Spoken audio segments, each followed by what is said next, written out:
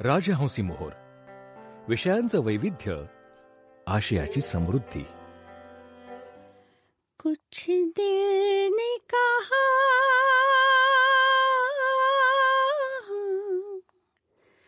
कुछ भी नहीं, कुछ दिल ने सुना,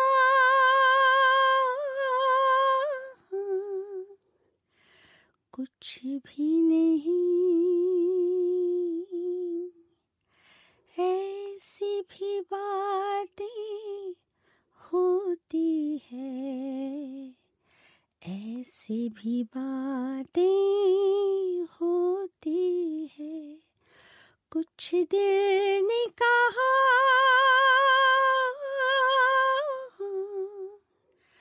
कुछ भी नहीं,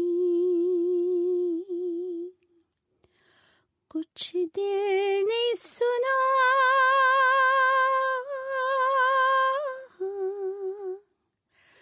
कुछ भी नहीं.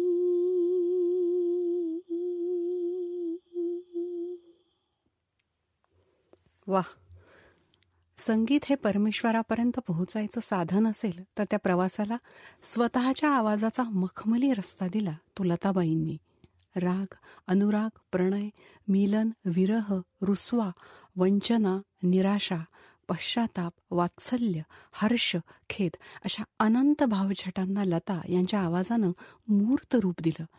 या दैवी आवाजाची ना कोणाला व्याख्या करता आली, ना तो संगीताच्या कुठल्याही गणिती मोजपट्टीत व्याकरणात बसवता आला. संगीताच्या जाणकार आणि प्रसिद्ध गायिका डॉक्टर मृदुला दाढे यांनी लिहिलेल्या सुरांची सम्राज्ञी लता मंगेशकर या पुस्तकाची ओळख आज आपण करून घेणार आहोत.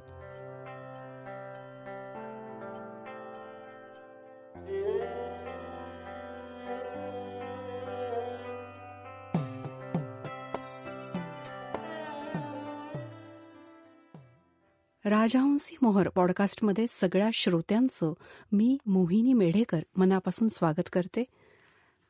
राजहंस प्रकाशनाच्या पुस्तकांची ऑडिओ ओळख आणि लेखकांसोबत गप्पा असं या पॉडकास्टचं स्वरूप आहे.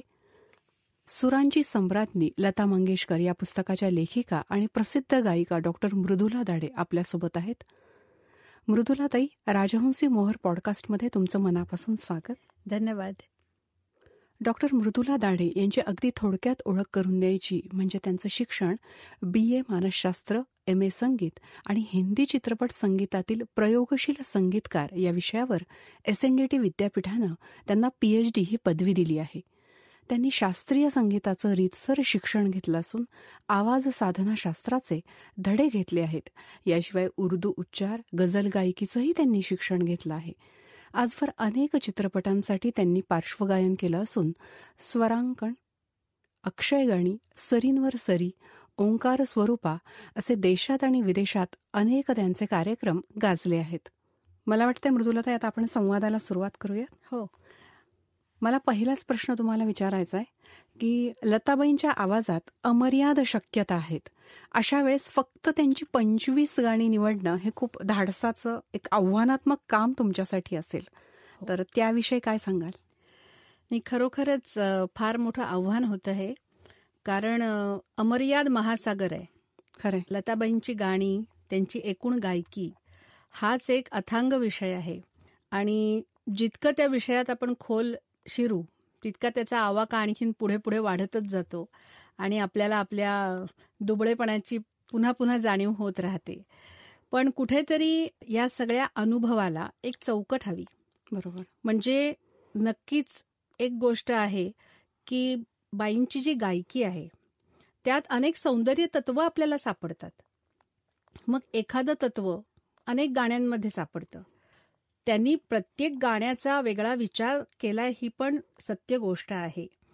पण तरीही त्यांच्या गायकीची म्हणून काही मर्मस्थानं आहेत, त्यावर आपण लक्ष केंद्रित करावं असं मला मनापासून वाटलं. की गायकी समजून घेणं महत्त्वाचं आहे. हजारो गाणी गायली आणि खूप इतक्या भाषांमध्ये इतकी गाणी गायली हे शेवटी स्टॅटिस्टिक्स आहे. बरोबर. पण खरा रसिक तो असतो जो गायकी समजून घेतो. आणि मग ती गायकी समजून घेणं हाच जेव्हा मुख्य विषय असतो अभ्यासाचा, तेव्हा मग त्याला थोडंसं आटोक्यात ठेवणं शक्य आहे. असा विचार करून 25 गाणी ही फार विचारपूर्वक निवडावी लागली. शक्यतो असा विचार केला की संगीतकारही तेवढे असावेत. म्हणजे प्रत्येक संगीतकाराचं एक एक गाणं आपण घेतलं तर तेवढं आणखीन आपल्याला वैविध्य त्यात गाठता येईल. कारण बाईंच्या अनेक वैशिष्ट्यांपैकी हे पण एक महत्त्वाचं वैशिष्ट्य आहे की प्रत्येक संगीतकाराची भाववृत्ती समजून घेऊन त्या गायल्या आहेत. खरं. त्यामुळे ते वैविध्य आपोआपच मिळतं मग आपल्याला. आणि मग त्यात अनेक प्रकार येतील असं पाहिलं की फक्त एकाच टोनची असू नयेत, दुःखी असू नयेत जास्तीच, किंवा फक्त रोमॅन्टिक असू नयेत. तर जेवढ्या भावनांचे पदर बाईंनी आपल्या गळ्यातून गायकीतून उलगडलेत ती गाणी तशी निवडावीत असं आम्हाला वाटलं. राजहंसचे जे शिरीष सर आहेत, सहस्त्रबुद्धे सर, त्यांनीही मला चांगल्या सूचना केल्या. त्यानंतर माझे जे निकटवर्तीय आहेत, लता भक्त आहेत, त्यांचाही मी विचार घेतला. कारण काही गाणी अशी आहेत की ती खूप सुंदर आहेत पण ती काही अगदी मुठभर लोकांनाच माहीत आहेत. खरं. मग पुस्तक वाचकांचा जो वर्ग आहे त्यात पटकन हल्लीचा ट्रेंड असा आहे की आपल्याला माहीत नसलेलं समोर आलं की आपण ते पटकन त्यातनं मनुष्य जरा लांब जातो. खरं. तर शक्यतो लोकप्रियता हा पण एक निकष ठेवला. आणि मग अशा गाण्यांचं की ज्यांच्याकडे मला लक्ष वेधायचंय, ती रूढार्थाने लोकप्रिय नाहीत, फार काही लोकांना माहिती आहेत अशातला भाग नाही, पण ती खूप सुंदर आहेत आणि मला असं वाटतंय की लोकांनी ऐकावीत, त्यांचा उल्लेख मग मी सुरुवातीचा जो दीर्घ लेख आहे माझा बरोबर त्यात केला. अशा पद्धतीने ही सगळी निवड झालेली आहे. आणि मग मला वाटतंय की त्यामुळे सगळं पुस्तक परिपूर्ण झालंय. जरी 25 गाणी असली तरी सुरुवातीच्या लेखांमध्ये ती बरीचशी गाणी आली आहेत, बरोबर, जी आपल्या सगळ्यांच्याच आवडीची अगदी. आहेत. हिंदी पार्श्वगायन क्षेत्रात लताबाईंचा जेव्हा प्रवेश झाला तेव्हा नूरजहां, शमशाद बेगम, सुरैया या भारदस्त आवाजाच्या गायिकांचा काळ होता. मग त्या तुलनेत लताबाईंचा आवाज थोडा आपल्याला पातळ असा वाटतो. बरोबर. तर हा काळ त्यांच्यासाठी कसा होता? खूप मोठं आव्हान होतं हे.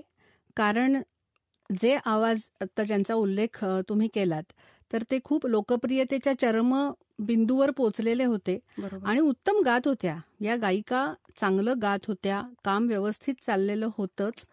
परंतु त्यांच्या पार्श्वभूमीवर म्हणजे हे आवाज आणि मग लताबाईंचा आलेला आवाज यांचा जेव्हा आपण एकत्रित विचार करतो तेव्हा एक लक्षात येतं की टोनल क्वालिटी ज्याला म्हणतो, आवाजाचा पोत, आवाजाचा पातळ जाडपणा, ह्या सगळ्या गोष्टी, सुरेलपणा, ह्या सगळ्या गोष्टीत हा आवाज अधिक परिष्कृत होता. कशा अर्थाने परिष्कृत होता? तर तो जास्त संस्कारित होता, पहिली गोष्ट. त्यानंतर त्या आवाजाला एक स्वतःचं माधुर्य होतंच आणि विलक्षण भावप्रकटीकरणाची शक्ती होती, ज्याचं आपण पुढे बोलूच त्यावर. पण सुरुवातीच्या काळात कानांना सवय नसल्यामुळे अनेक संगीतकारांनी हा असा आवाज नाकारलाय की इतनी महीन आवाज नहीं चलेगी. आणि गुलाम हैदर साहेब, एक मोठे संगीतकार त्या काळातले, त्यांना हा विश्वास होता की हा आवाज अमर्याद शक्यतेचा आहे, या आवाजाची रेंज अफाट आहे, तर त्याचा उपयोग खरं म्हणजे करून घेतला पाहिजे. पण सुरुवातीला तो स्वीकारला गेला नाही. पण गुलाम हैदर साहेबांनी तेव्हा वर्तवलेली भविष्यवाणी होती की आज तुम्ही या मुलीचा आवाज नाकारताय पण उद्या तुम्ही तिच्या घरासमोर रांग लावाल. कारण लताबाईंची देहयष्टी किडकिडीत, साध्या होत्या अतिशय, आणि वय लहान, कमी होतं, अनुभव नाही, आणि असं ही एवढी दुबली पतली लडकी आहे, क्या गायगी, असं वाटणंही त्यांना साहजिक होतं. त्यामुळे हा मार्ग कठीण होता. पण मी याच्या पुढे जाऊन एक गोष्ट सांगू इच्छिते नक्कीच, की संगीतकारांच्या शैलीत सुद्धा लताबाईंच्या आगमनानंतर बदल झालाय. हा एक मुद्दा मला मांडावासा वाटतो. कारण नौशाद साहेबांचं एक समजा तुम्ही उदाहरण घेतलं की ज्या आवाजांचा आता तुम्ही उल्लेख केलात, तर अखिया मिला के जिया भरमा के चले नहीं जाना, हे नौशाद साहेबांचं गाणं होतं जे खूप गाजलं, अतिशय गाजलं. आणि ही चाल वाईट नाहीये, गाणं छान आहे, कॅची ज्याला म्हणतो अशी ती चाल आहे, बरोबर.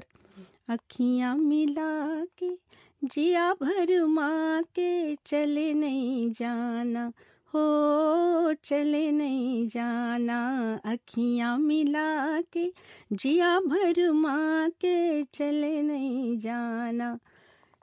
यात कॅची आहे ही चाल, पण साधी आहे. ह्याला फार मोठ्या बुद्धीची, फार मोठ्या गळ्याच्या तयारीची गरज नाहीये. तशीच ती चाल आहे. आणि त्या गायिकेला ती फिट बसली, तिने अप्रतिम गायली, गाणं लोकप्रिय झालं. पण मग ह्याच नौशाद साहेबांना नंतर गाणं जे सुचलंय लताबाईंसाठी, ती चाल तुलनात्मक दृष्ट्या जर विचार केला तर ती चाल कितीतरी उच्च दर्जाची आहे. याचं उदाहरण म्हणजे उठाए जा उनके सितम.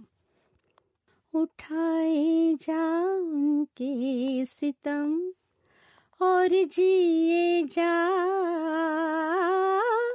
यूं ही मुस्कुराए जा, आंसू पिए जा, उठाए जा उनके सितम. हे लताबाईंनी, नौशाद साहेबांनीच लताबाईंना दिलेलं गाणं आहे. म्हणजे एकाच संगीतकाराच्या दोन चालींमध्ये किती हा फरक आहे. कारण कुठेतरी नकळत त्या गळ्यावरचा विश्वास, आणि असा गळा आता समोर आहे की ज्याला काही बंधनच नाही. खरंय, तो कुठेही पोचू शकतोय. संगीतकाराला तडजोड करण्याची गरज भासत नाहीये. संगीतकाराला तोपर्यंत, काही वेळा असं घडलंय की संगीतकाराने वरच्या स्वरात चाल बांधली पण गायिकेला उचलता येत नाहीये. बरं, मग ठीक आहे, मग मी आता ती साधी करतो, किंवा एखादी मुरकी यातली मी साधी करून देतो. असं काहीच करावं लागलं नाही ना लताबाईंच्या बाबतीत. त्यामुळे मग ते त्या शैलीतही फरक पडत गेला. कारण त्यातली जी बारकावा आहे ना, जो सुरांच्या खोलीकडे जाण्याचा जो बाईंचा एक ती वृत्ती आहे, यूं ही मुस्कुराए जा, हा सूर मध्यम जो काही बाईंचा लागतो त्याला काही तोड नाही. तिथे तो असा काळजात भिडतो आणि मग तशा चाली बांधाव्यात असा हुरूप संगीतकाराला वाटतो. त्यामुळे जरी हा आवाज सुरुवातीला असा नाकारला गेला तरी नंतर त्यांनी स्वतःचं अस्तित्व सिद्ध केलं. आता आपण लताबाईंच्या गायनाविषयीच बोलतोय, तर तुम्ही स्वतः एक उत्तम गायिका आहात, तर तांत्रिकदृष्ट्या त्यांचा आवाज कसा आहे याविषयी तुम्ही काय सांगाल? तांत्रिकदृष्ट्या आपण विचार केला तर सुप्रानो जातीचा आवाज असं त्याचं एक वर्णन केलं जातं. हा जो आवाज असतो तो पातळ असतो, अतिशय तीक्ष्ण टोकदार होऊ शकतो. आणि त्याचं प्रोजेक्शन असं असतं खास स्टुडिओसाठी, खास रेकॉर्डिंगसाठी, की तो माईकवर हव्या त्याच वजनाने पडतो. म्हणजे फार मोठे रेकॉर्डिस्ट बोलताना मी ऐकलेलं आहे लताबाईंच्या आवाजाबद्दल. मुद्दाम मी विचारत असे की ॲज अ रेकॉर्डिस्ट, बाकीच्या गोष्टी जाऊ देत, कारण रेकॉर्डिस्टला सुरेलपणा किंवा हरकती यांच्याशी काहीच त्याचा संबंध रूढार्थाने नाही, बरोबर. तो फक्त आवाज घेणार आहे, करेक्ट. रेकॉर्डिंग हे मशीन आहे शेवटी. मशीनमध्ये तुमचा आवाज कशा पद्धतीने जावा याचे पण काही ह्याच्या गोष्टी असतात महत्वाच्या. तर बाईंचा आवाज जो आहे तो अतिशय नेमक्या वजनानी आणि परफेक्शननी पडतो माईकवर. तो इतका तीक्ष्ण आहे की अनेकदा असं बोललं जातं की लताबाई जेव्हा गात असत अशा बसून, तेव्हा शेजारी उभं राहिलेल्या व्यक्तीलाही त्यांचं गाणं ऐकू जात नसे प्रत्यक्ष. पण तुम्ही जर रेकॉर्डिंगच्या आतल्या रूममध्ये जाऊन ऐकलं तर तुम्हाला त्याचं सगळं प्रोजेक्शन लक्षात येईल. ही त्यांनी कमावलेली पण एक शक्ती होती. दैवी तर त्यांचं काही सगळं होतंच, पण ह्या गोष्टी त्यांनी नक्कीच स्वतःवर प्रयोग करून ते तंत्र त्यांनी आत्मसात केलं. आणि अनेक रेकॉर्डिस्ट सांगतात की लताबाईंच्या आवाजात उनको तो भगवान ने यहाँ पे कॉम्प्रेसर दिया है गले में, असं म्हणायचं रेकॉर्डिस्ट. कारण जिथे रेकॉर्डिस्टला वाटते की हा आवाज अरे फार लाऊड झाला, तिथे त्याला तो कंट्रोल करावा लागतो ना. बाईंच्या बाबतीत तसं कधीच झालं नाही. त्या आपणून इथे उभं राहून त्याच जागी गळ्यात नसते करू शकत होत्या. वा, अशा खूप गोष्टी आहेत. तांत्रिक सांगायचं झालं, त्यांचा श्वासोच्छ्वास, त्यांचा श्वास ऐकू जात नाही असं आपण नेहमी म्हणतो. का नाही तो ऐकू जात? कारण त्यांची एक स्वतःची उदरश्वसनाची एक खास पद्धत होती ज्यावर खूप संशोधन झालेलं आहे. आणि आता ती आम्ही सुद्धा विद्यापीठात आम्ही त्यावर काम करतो आणि अभ्यास करतो, कारण ती श्वसनाची अतिशय आदर्श पद्धत आहे. त्यानंतर त्यांचं एक व्हॉइस मॉड्युलेशन होतं, आवाजाचे लेअर्स वापरणं होतं. म्हणजे आता वेळ कमी आहे, पण आवाजाची फेक जी असते ना, ये रातें नई पुरानी, ये रातें, आता ह्याची रचनाच कशी आहे, ये हा खाली स्वर आहे, ये रातें तेला तुमचा आवाज हा बारीक झाला पाहिजे. हम्म. ये राते असं म्हणून चालणार नाही. हम्म. एकाच वजनाने सगळी अक्षरं उच्चारायची नसतात. थोडक्यात आवाजाचे पडदे त्यासाठी वापरावे लागतात. ये राते नई पुरानी आते. आता हा बघा, हा कुठला आवाज आहे? आते आते, हा एकदम मोठा होता. हम्म. एकाच ओळीत तुम्हाला हे लेयर्स दिसतील. बरोबर. आते आते जाते कहती है कोई कहानी ये राते. हे सगळे लेयर्स बाई वापरत होत्या. अशा अनेक गोष्टी आहेत. त्यांचा आवाज असा भरीव आहे. हो, हे हो. पण पुस्तकात बऱ्याचदा आलंय. अगदी तो असा जो एक वेटी होतो काही बरोबर. वेळा तो. काही उच्चार असे असतात की आता तुम न जाने किस जहां में खो गए, हम भरी दुनिया में तन्हा हो गए. बरोबर. म्हणजे या अतिशय मोठ्या अशा दुनियेत मी एकटी राहिले. भरलेली दुनिया आहे ही, लोक अफाट आहेत, पण तरी मी एकटी आहे. मग तो भरी शब्द कसा आला पाहिजे, त्यामागे त्यांचा उच्चार असतो. हम भरी दुनिया में तन्हा हो गए, तुम न जाने किस जहां में खो गए, हम भरी. हा जो भरी शब्द आहे. किंवा दिलबर दिल से प्यारे, दिखलाऊ बैया भरी भरी, हा अवश्य 100 नाही 200 500 वेळा ऐकावा हा उच्चार. खरंय. आणि त्याचा अभ्यास करावा की दिखलाऊ बैया भरी भरी. खरोखर तिचं असं खूप बांगड्यांनी भरलेलं मनगट असं डोळ्यापुढे येतं की तो शब्दाचा उच्चारच बाई असा करतात. खूप त्यांच्या उच्चारांवर अभ्यास करावा तितका कमी आहे. खरंच लताबाईंच्या आवाजातील फिरत ही दैवी आहे असं आपण म्हणतोच, पण साध्या साध्या त्यांचे तान आणि मुरकी सुद्धा गायिकांना घेणं अवघड जातं.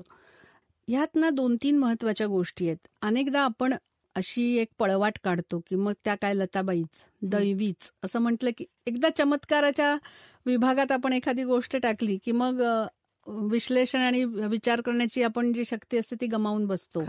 थोडंसं जर चमत्कार ह्यातनं आपण बाहेर आलो आणि नीट अभ्यास केला तर एक लक्षात येतं की एखाद्याच्या गळ्यात फिरत असतेच, हे खरं आहे, पण ती वापरायची कशी याचा विवेकही असावा लागतो.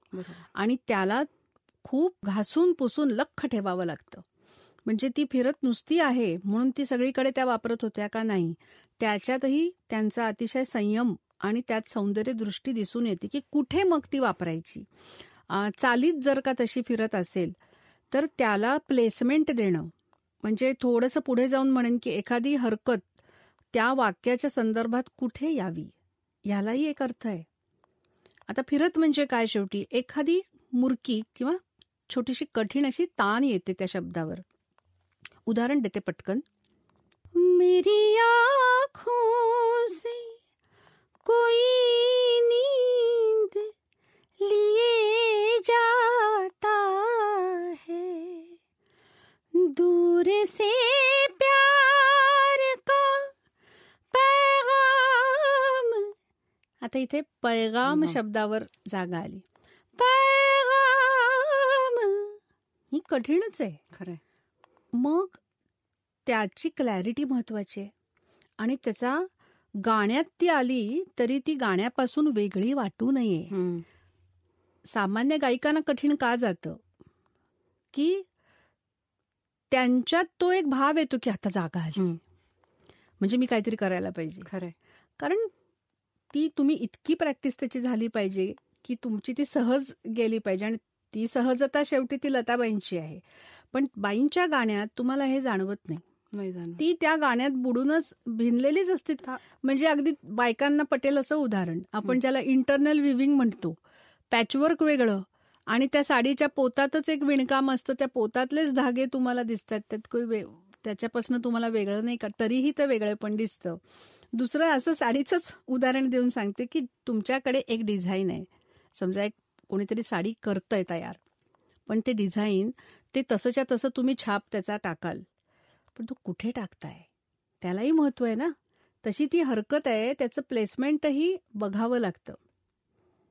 मुझे गम भी उनका अजीज है कि उन्हीं की दी हुई चीज है. मुझे गम, ही आता जागा आली, मुझे गम भी उन, तर त्याची पण प्लेसमेंट आहे. मुझे गम असंही म्हणता आलं असतं किंवा मुझे गम असंही म्हणता आलं असतं. त्यातले अनेक पर्याय रद्द करून बाई जेव्हा एका पद्धतीने ते गातात तेव्हा त्या भरजरी वस्त्राला काहीतरी एक अर्थ येतो, त्या डिझाईनला काहीतरी अर्थ येतो. कुठे ते ठेवायचं ह्याचा एक सेन्स आहे. प्रणय, मिलन, रुसवा, फुगवा, विरह, वंचना, पश्चाताप, वात्सल्य अशा अनेक भावनांच्या अनंत छटा त्यांनी त्यांच्या गाण्यातून मांडल्यात. तर आणि किती अवघड आहे हे, वेगवेगळ्या भावना आहेत पण गाणं एकच आहे. अगदी बरोबर. तर याचं उदाहरण जर तुमच्या आवाजात आमच्या श्रोत्यांना ऐकायला मिळालं तर मोठी पर्वणीच होईल त्यांच्यासाठी. खरोखर मला असं नेहमी मनापासून वाटतं की भावनिकदृष्ट्या आपल्याला श्रीमंत बनवण्यात लताबाईंचा फार मोठा वाटा आहे. खरंच, म्हणजे इतक्या प्रकारच्या भावना असू शकतात हे आपल्याला जाणवलं ते या गाण्यांच्या द्वारे असं मला वाटतं. कारण लिहिणाऱ्यांनी तितकं तळ गाठलाय भावनांचा. आपल्याकडे जे मोठे मोठे कवी होऊन गेले, साहिरजी असतील, शैलेंद्र असेल, मजरूहजी असतील, जावेद अख्तर असतील, खूप आपल्याकडे व्हरायटी आहे, गुलजार साहेब आहेत. ह्या सगळ्यांनी जो मनाचा तळ गाठलाय त्याला संगीतकारांनी इतकं सुंदर बांधलंय सुरांच्या मध्ये. पण गायिका किंवा गायक हे माध्यम असतं, ती भावना पोहोचवता आली पाहिजे. तर ती मुळात त्यासाठी ती ओळखता आली पाहिजे. म्हणून मला असं वाटतं की आनंद म्हटलं तरी आनंदाच्या छटा आहेत ना. मातृत्वाचा आनंद वेगळा आहे, पती भेटल्याचा आनंद वेगळा आहे, मैत्रीण भेटल्याचा आनंद वेगळा आहे, यशाचा आनंद वेगळा आहे. ह्या आनंदाचेही प्रकार आहेत.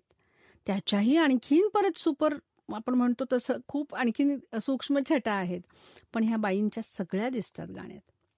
म्हणजे तुम्हाला जर एक प्रणय म्हटलं तर प्रणय हा एखाद्या मुग्धेचा आहे, अबोल स्त्रीचा आहे. जसं सुरुवातीला मी म्हटलं कुछ दिल ने कहा, हा प्रणय एका अतिशय अबोल असलेल्या, जिला मी मुग्ध आहेच नाव दिलंय, त्या स्त्रीचा आहे. मग बाईंनी आवाज लावताना तसा तो थोडा विस्परिंग टोनचा लावला, किती अशी खुलेपणाने बोलणार नाहीये. पण हाच प्रणय जेव्हा थोडा आक्रमक होतो किंवा आक्रमक म्हणण्यापेक्षा ठाशीव होतो की मला कुणावर कुरघोडी करायची नाही, पण माझं आहे हे असं आहे, प्रेम आहे माझं, ठामपणे सांगायचंय. तर एक डुएट आहे रफी आणि लताचं, पत्ता पत्ता बूटा बूटा. त्यात मला तो ठाशीवपणा जाणवतो. जाने न जाने गुल ही न जाने, बाग तो सारा जाने, पत्ता पत्ता बूटा बूटा, हाल हमारा जाने, पत्ता पत्ता. यातलं रफी साहेबांची भूमिका थोडी सबमिसिव्ह आहे, पण बाई जेव्हा गातात की बेगाना आलम है सारा, हे ठाशीवपणे सांगतात त्या. बेगाना आलम है सारा, यहाँ तो कोई हमारा दर्द नहीं पहचाने, पत्ता पत्ता. यात कुठेच पराभव नाही, मागे मी हटणार नाही, ही भूमिका दिसते. हे बाईंच्यात फार मोठं वैशिष्ट्य होतं.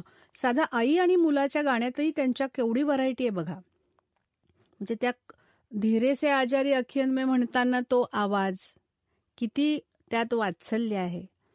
धीरे से आजारी अखियन में निंदिया जारी आजा, धीरे से आजा. एक सुदिंग टोन आहे त्याला. पण त्यांचं एक दुसरंही गाणं आहे त्रिशूल चित्रपटातलं, मी नेहमी उदाहरण देते की तू मेरे साथ रहेगा मुन्ने, मेरी बर्बादी के जामीन अगर आबाद रहे, मैं तुझे दूध ना बख्शूंगी, तुझे याद रहे. तिथे तो आवाज ऐकायचा. अतिशय तीक्ष्ण असा आवाज त्या लावतात की मी आई आहे, पण मी तुला सूडाची भावना मी तुझ्यात जागवते.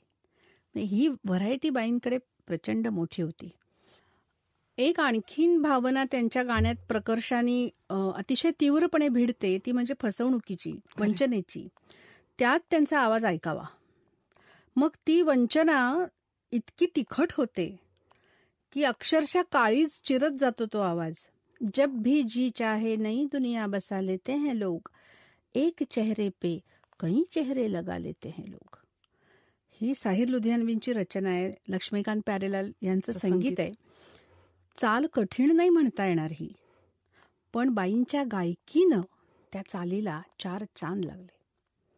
तिथे तो आवाज कसा तीव्र होतो बघा, की सुरुवातीचा जो त्यांचा उद्गार आहे ना, जब भी जी चाहे, तो चा शब्द त्याचा फोकस ऐकायचा. जब भी जी चाहे नई दुनिया बसा लेते हैं लोग. इथेच ऐकणारा सावध होतो आणि शहारून जातो की काय म्हणायचं हिला. तो चाहेचा जर त्यांनी सस्टेन ठेवला नसता सुराचा आणि त्याला ती धार दिली नसती, तर ही भावना विसविशीत झाली असती. मग असे 4 चला तक्रारी काय प्रेमात असतातच, प्रेमात भांडणं असतात, लटके रुसवे फुगवे असतात, त्यातलंच काहीतरी हे एक आहे असं ऐकणाऱ्याची समजूत झाली असती. ती तशी होत नाही. हे काहीतरी प्रचंड मोठी या स्त्रीची फसवणूक झाली. जब भी जी चाहे नई दुनिया बसा लेते हैं लोग, एक चेहरे पे कई चेहरे लगा लेते हैं लोग, एक चेहरे पे कई चेहरे लगा लेते हैं लोग.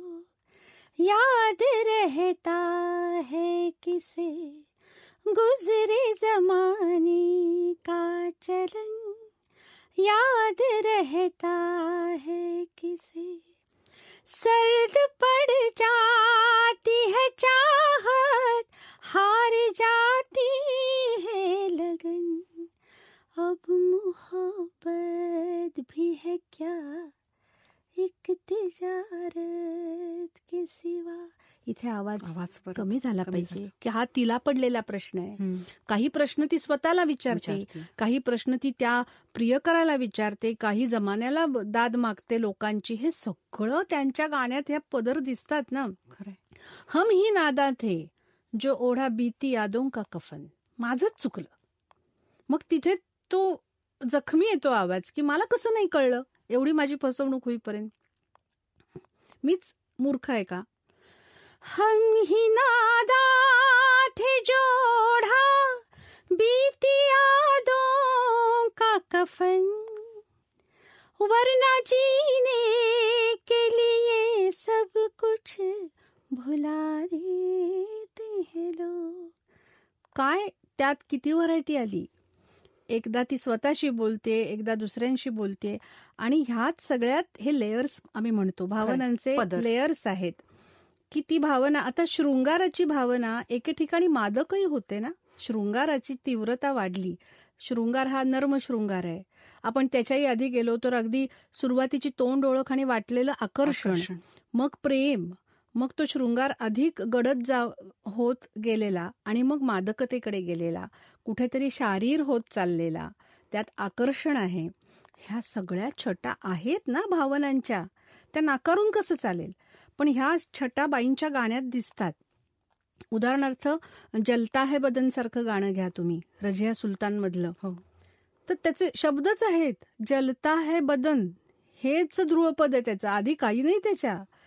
थेट ती सांगते जलता है बदन, इश्क से कह दो के ले आए कहीं से सावन. तिथे बाईंचा आवाज अतिशय मादक आहे. दुसरी आणखी ह्याच्यात पुढची खोलाची गोष्ट सांगते तुम्हाला. हे गाणारी कोण आहे? राणी. राणी प्रेमाची सुद्धा भीक कधी मागत नाही. तिला प्रेम सुद्धा तिच्या अधिकारात तिला वसूल करायचंय, हवंय तिला. तो एक ठाम हुकमत त्या आवाजात ती दिसते की दौर पर दौर चले, इश्क से कह दो के ले आए कहीं से सावन. त्यात सुद्धा तिचा आज्ञार्थी भाव आहे. लिहिणाऱ्यांनी जेवढं समजून लिहिलं, खय्याम साहेबांनी जेवढी समजून चाल केली, त्याला जर बाई नसत्या खरंय. तर त्या न्यायच सिनेमाला हे मिळाला पोचलंच नसतं. जलता है बदन ओ हाय जलता है बदन, इश्क से कह दो कि ले आए कहीं से सावन, प्यास भड़की है सरी शाम से जलता है बदन. हा भाव बाईंचा नीट ऐकायचा की राणी गातीये. मग तो भाव त्यांच्या ह्याच सिनेमातल्या दुसऱ्या गाण्यातही आहे. ए दिले नादान मध्ये सुद्धा आहे. ती विवश झालीये पण ती विकल नाही होत. विवशता वेगळी आहे, विकलता वेगळी आहे. ती राणी आहे, ती ऐटीतच गाणार. खरंय. हे सगळे भाव बाईंच्या गाण्यात खूप प्रकर्षाने जाणवले. तुमचं एरी जाने ना दुंगी सारखं गाणं हे सुद्धा त्यांच्या त्या कमांडिंगसाठी अतिशय महत्वाचं आहे. त्यातही आज्ञा आहेत, कारण ती गाणारी पुन्हा राजनर्तकी आहे, त्यामुळे ती त्यात आज्ञा देते की अलको में कुंडल डालो देह सुगंध रचाओ, जो देखे मोहित हो जाए ऐसा रूप सजाओ, आज सखी पीड़ा लूंगी मैं दर्शन जल की बूंद बूंदेरी, जाने न दूंगी मैं तो अपने रसिक को नैनों में रख लूंगी पलकन मूंद मूंदेरी, जाने न दूंगी. यातही गोडवा आहे आणि पुन्हा कमांड हे सगळ्याचं मी म्हटलं ना, अस्त्र इतकी आहेत त्यांच्याकडे. किंवा आता इथे ही गाणारी जी स्त्री आहे ती त्याला मोहितच करायला उभी आहे तिथे. मग ती तिची सगळी अस्त्र वापरणार आणि त्यातही तिचा वर्चस्व राहायला पाहिजे. हा टोन बाईंच्या आवाजात आहे. बरोबर. लताबाईंनी जशी स्वतंत्र गाणी गायलीत, सोलो आहेत, तसं ड्युएट सॉंग आहेत त्यांची तेवढीच इम्पॅक्टफुल आहे. म्हणजे असं आपल्याला कुठेच वाटत नाही की हा म्हणजे मेल व्हॉइस जास्त वरचढ आहे, पण त्यांचं स्वतंत्र अस्तित्व हे कायमच राहिलेलं आहे. मी थोडं ह्याकडे उलट बघीन. बर. डुएटमध्ये दुसऱ्या गायकाला स्वतंत्र अस्तित्व सांभाळणं अवघड होतं असं मी म्हणेन. कारण खरोखर बाईंची एंट्री, त्यांचा मी म्हटलं तसं माईकवर पडणारा आवाज हाच इतका पॉवरफुल होता, इतका सशक्त होता की अनेकदा असं झालंय की पुरुष गायकाला स्वतःचं अस्तित्व टिकवण्यासाठी कुठेतरी धडपड करावी लागते का काय. म्हणजे हे अगदी माझं वैयक्तिक मत असेल, मला असं हेच बरोबर आहे असं अजिबात माझा दावा नाही. पण आणि खूप उत्तम त्यांची डुएट्स आहेत. रफी साहेबांबद्दल मी नेहमी म्हणते तसं की तुल्यबळ, म्हणजे खरोखर कळतं आपल्याला की काय दोघांनी जीव ओतलाय. पण मी पुढे जाऊन एवढंही म्हणेन की हे जरी असलं तरी गाणं जिंकलं पाहिजे. या बाबतीत मात्र दोघांचंही, म्हणजे आपण म्हणतो व्यक्ती गाण्यापेक्षा मोठी नाही, हे त्यांनी जाणून ते गायलेत की गायक हा गाण्यापेक्षा नाही मोठा होऊ शकत, गाणं महत्वाचं आहे. मग अनेक डुएट्समध्ये स्वतःची भूमिका ओळखणं जे आहे ते बाईंच्याकडून शिकावं. तुम गगन के चंद्रमा हो मैं धरा की धूल हूं, असे शब्द असताना तुम्ही आक्रमक गाऊन कसं चालेल? शब्द काय सांगतायत? खरं. आता तुम गगन के चंद्रमा हो मैं धरा की धूल हूं, हे कुणाला पटो की न पटो तो विषयच नाहीये इथे. पण त्या भूमिकेला तसं म्हणायचंय तर तिला न्याय देणं म्हणजे गाण्यातून अभिनय केला पाहिजे ना. तुम गगन के चंद्रमा हो मैं धरा की धूल हूँ, मैं धरा की धूल हूँ. यातला बाईंचा आवाज अतिशय गोड तर आहेच, पण त्यातलं माधुर्य हे सौम्यपणाचं माधुर्य आहे, कुठे त्यात आक्रमकता नाही. मग शब्द असे की तुम महासागर की सीमा मैं किनारे की लहर, तुम महासंगीत के स्वर मैं अधुरी सांस पर. मग ते गाताना बाईंच्या गळ्यातून दिसतं की तू महासागर म्हणतात ना, तेव्हा ती खरोखर असं विराट रूप येतं समोर. तू महासागर की सीमा, मैं किनारे की लहर, तू महा. ही मींड ऐकायची बाईंची. किती महा हा शब्द कसा उच्चारला पाहिजे. तू महा संगीत के स्वर, मैं अधूरी सांस पर. म्हणजे काय त्या गाण्यात समर्पण भावना असेल, किंवा छुपा लो यूं दिल में प्यार मेरा, ह्यातली बाईंची भूमिका एका शब्दात जिंकतात त्या. एक गाणं आहे त्यांचं, याद किया दिल ने कहा हो तुम. सिंपल चाल आहे, त्यात काही फार खरं म्हणजे गायकी दाखवायला वाव नाही, सगळ्या अंतऱ्यांची चालही एक आहे. पण एके ठिकाणी ती म्हणते, मेरे लिए आसमा हो तुम. हा आसमा शब्द मी आत्ता बोलतानाही रोमांच उभे राहतात मला आठवून, की मेरे लिए आसमा म्हणजे संपलाच ना. आत्तापर्यंत त्यांचं वेगळं चाललं होतं काव्यात काहीतरी, आणि तर तिथे आल्यानंतर गाणं ह्याच ओळी सारखीच आहे, ती चाल त्या ओळीची सारखीच आहे. अब तो मेरी दास्ता हो तुम एकदा म्हणतात तिथपर्यंत ठीक आहे. शेवटी ती म्हणते की आता सगळं संपलं, मेरे लिए आसमा हो तुम. मग त्याला बाई ट्रीटमेंट देतात, मेरे लिए आसमा. ही आवरची जागा तेवढ्या करता घेतलीये की ते आकाश आहे शेवटी. हा सेन्स आहे ना, हा ह्याला काही तोड नाही, म्हणजे सांगावं तितकं कमीच आहे. मृदुलाताई, पुस्तक लिहिणं आणि लताबाईंची गाणी गाणं दोन्ही अवघड गोष्टी आहेत. आणि मला वाटतं की पुस्तकामध्ये तांत्रिक वैशिष्ट्य किंवा त्यांची आपण लताबाईंचा आवाज, सुरांची वैशिष्ट्य हे तर आहेतच, पण ती इतकी साध्या आणि सोप्या भाषेत लोकांपर्यंत, वाचकांपर्यंत पोहोचतायत. तर याचं सगळं श्रेय तुम्हाला आहे असं मला वाटतंय. तर याविषयी तुम्ही काय सांगाल? लताबाईंबद्दल बोलणं, गाणं आणि लिहिणं यात खूप फरक आहे. कारण लिहिताना एक भान मला ठेवावं लागलं की एक शिक्षिका म्हणून सुद्धा, किंवा एक संगीत थोडंफार शिकलेली मी आहे म्हणून मला काही गोष्टी अशा सांगताना हा गंधार किती सुंदर लागलाय, हा पंचम किती सुंदर लागलाय असं मी म्हटलं तरी सामान्य वाचकाला पटकन ते समजत नाही की मग, आणि अशा वेळेला त्यांना असं वाटू शकतं की बापरे, हे मला काहीतरी आता न कळण्याच्या प्रांतात चाललेलं आहे, त्यापेक्षा मी न वाचलेलं बरं, अशी भीती त्यांना वाटू नये याची मी दक्षता घेतली. पण काही गोष्टी तांत्रिक सांगितल्या किंवा निदान त्याची तोंड ओळख झाली तर ती व्यक्ती कदाचित तिथून पुन्हा चौकसपणे शिकायलाही जाऊ शकते, किंवा निदान ती 4 पावलं टाकू शकते की काय मृदुलाताईंनी सांगितलंय हे समजून घेण्यासाठी आपण शिकूया थोडंसं गाणं. तर तोही माझा एक जरा प्रयत्न होता. त्यामुळे हलकासा मी उल्लेख केलाय, त्यांना तो सूर समजावा इथपर्यंतच. मग कदाचित त्यांना अच्छा हा सूर षड्ज आहे, ओके, एवढं पण पुरे आहे. खरंय. पण गाणं हे पटकन गाऊन जेवढं समजावता येतं तितक्याच ताकदीने ते लिहिणं खरंच अवघड आहे. म्हणजे मलाही काही सोपं गेलं नाही ते, पण मी प्रयत्न केला की शेवटी एक भाषेचंही आपल्या सौंदर्य आहे आणि जर ती सोपेपणाने वापरली तर नक्की मुद्दा पोचू शकतो आणि माणसांना ते, रसिकांना खूप आवडून त्यामागे त्यांचा विचारही वाढू शकतो, खोल जाऊ शकतात ते. त्यामुळे मी नेहमी स्वतःला एकच बजावलं, विश्लेषण हे विच्छेदन होऊ नये. म्हणजे त्याचं आपल्याला डिसेक्शन नाही करायचं. पण जसं मी तुम्हाला एक हरकत सांगितली, ती हरकत जर समजून घेतलीत, थोडी थोडी बारकाईने ऐकली तर तुम्हाला त्यातलं सौंदर्य इतकं समजत जातं आणि तो आनंद खरोखर अफाट आहे.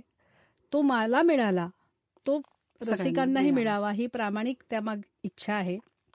आणि मी म्हणेन की माझ्या लेखनावर शिरीष सरांची पण प्रतिक्रिया असायची की हे थोडं छान आहे पण हे आणखीन थोडं सोपं होईल का. तर मग मी ते तसा प्रयत्न करत असे की त्याला एक थोडं आणखीन सोबर करून किंवा सौम्य करून सांगता आलं तर. पण कधी कधी माझा असा जो प्रयत्न आहे, तर तू चंदा मैं चांदनी, इथे मी लिहिलंय बघा, माझं 85 पानावर एक वाक्य आहे की तू चंदा ही पुकार जी आहे हे अक्षर षड्जावर आहे. ठीक आहे, माणसांना ऐकून समजतं. तू चंदा हा सा आहे, हा षड्ज आहे, एवढं कळलं तर कळतं. काय वाईट आहे. त्यामुळे हळूहळू मी तिथे वळवतीये की समजून घ्या. जसं तुम्हाला एक नाव आहे, मला मृदुला नाव आहे, तुम्हाला एक नाव आहे, तसं त्या सुराला पण एक नाव आहे. तेवढं समजलं तरी तुमचा आनंद वाढेल. मृदुलाताई, हा सुरेल पॉडकास्ट संपूच नाहीये असं वाटतंय. या पॉडकास्टसाठी तुम्ही खास मुंबईहून वेळात वेळ काढून आमच्या स्टुडिओत आलात, आमच्याशी गप्पा मारल्यात, इतकी सुंदर सुंदर गाणी आम्हाला ऐकायला मिळाली. त्यासाठी तुमचं खूप खूप धन्यवाद. मनापासून आभार. आनंदाचा भाग आहे हे सगळं बोलणं म्हणजे. धन्यवाद. डॉक्टर मृदुला दाढे लिखित सुरांची सम्राज्ञी लता मंगेशकर या पुस्तकाची लिंक आम्ही एपिसोडच्या डिस्क्रिप्शन बॉक्समध्ये देतोय. त्यावर क्लिक करून तुम्ही हे पुस्तक घरपोच मागवू शकता. हा एपिसोड तुम्हाला आवडला असेल तर आमचा चॅनल नक्की लाईक करा, सबस्क्राईब करा. तसंच या एपिसोडची लिंक तुमच्या फ्रेंड सर्कलमध्ये, नातेवाईकांना नक्की शेअर करा. राजहंसी मोहर हा पॉडकास्ट स्पॉटिफाय, ॲपल पॉडकास्ट, गाना, ॲमेझॉन म्युझिक, जिओ सावन अशा लीडिंग प्लॅटफॉर्मसह राजहंस प्रकाशनाच्या यूट्यूब चॅनलवरही ऐकण्यासाठी मोफत उपलब्ध आहे. राजहंसी मोहर ही राजहंस प्रकाशनाची निर्मिती असून साऊंड्स ग्रेटची 2025ची प्रस्तुती आहे.